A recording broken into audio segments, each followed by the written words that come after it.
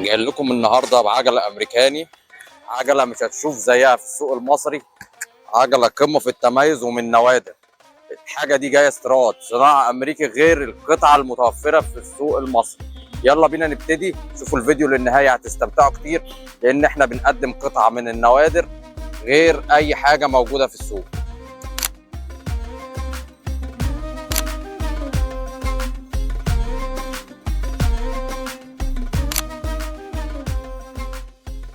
ازيكم عاملين ايه؟ معاكم مينا ماهر من محل ويل بايك.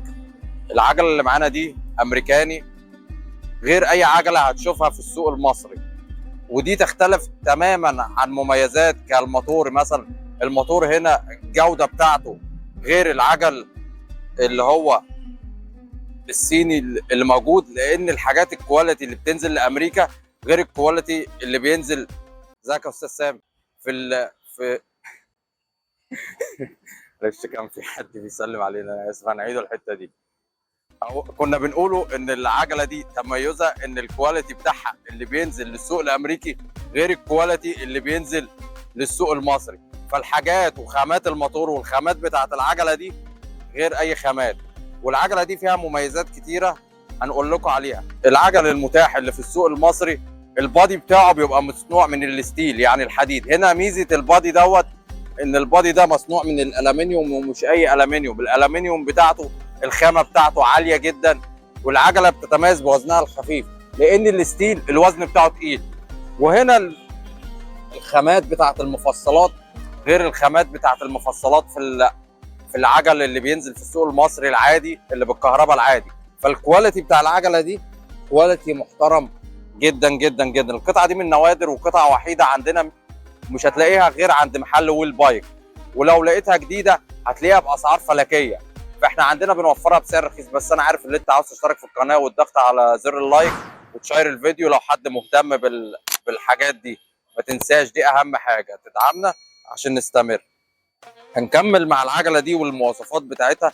العجله دي الميزه المهمه قوي فيها ان هي سهله الطي، يعني انت تقدر بكل سهوله اللي انت تطبقها وتحطها في العربيه. فهي وزنها خفيف زي ما قلنا، المفصلات بتاعتها خامتها عاليه، كل حاجه في العجله دي خامتها قويه جدا.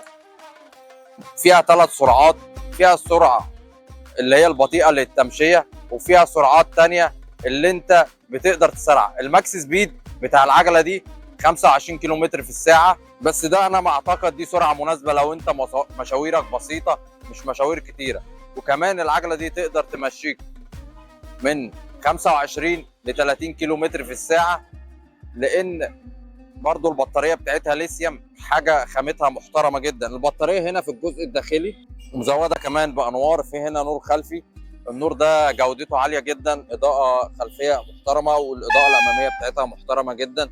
هنا فيها نظام مهم جدا، ان هنا فيها قفل هنا في المكان دوت، فيها مكان قفل بتقدر تقفل بالمفتاح لان تمنع السرقه.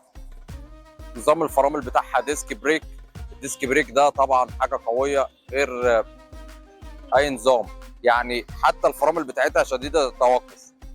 فالعجله دي مميزه غير اي عجله متاحه جديده تقدر تشتريها، وبنديك ضمان عليها 3 شهور.